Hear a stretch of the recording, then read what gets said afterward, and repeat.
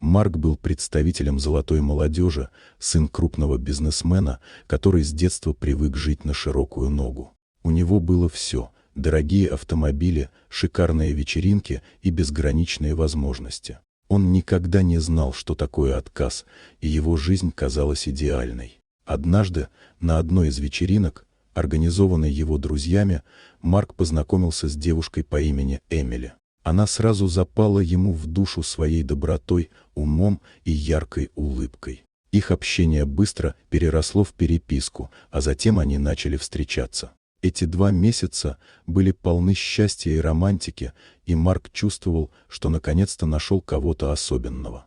Однако их счастье было недолгим. Однажды Эмили попала в страшную автокатастрофу. Марк был в ужасе, когда узнал о случившемся. Эмили доставили в больницу в тяжелом состоянии, и врачи сообщили ужасные новости.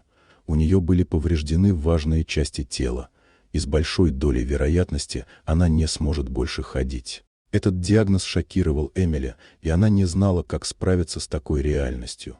После трагедии Марк начал охладевать к Эмили. Его отец, который всегда считал, что его сыну нужны только успешные и здоровые девушки, настаивал на том, чтобы Марк бросил Эмили. «Тебе не нужна такая девушка, сын. Ты заслуживаешь лучшего», — говорил он, стараясь убедить Марка. Ситуация поставила его перед трудным выбором — остаться с Эмили или следовать совету отца. Тем не менее, глубоко в сердце Марк понимал, что не может оставить Эмили в такой трудный момент. Он сделал выбор и остался с ней, поддерживая ее в реабилитации и помогая справляться с трудностями.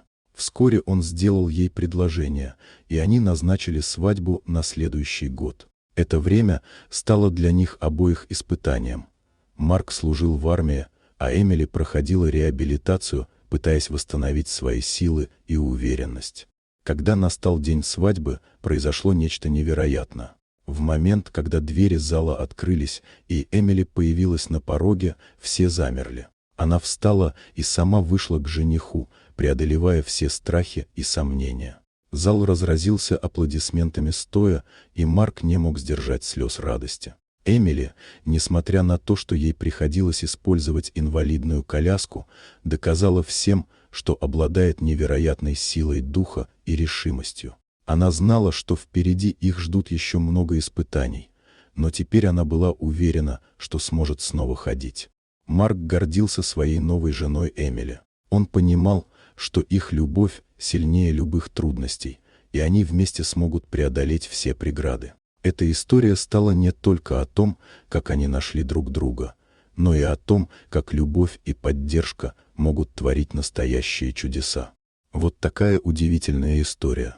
Дорогие друзья, если вам понравилось видео, поставьте лайк, а также подписывайтесь на канал, где найдете еще много интересного.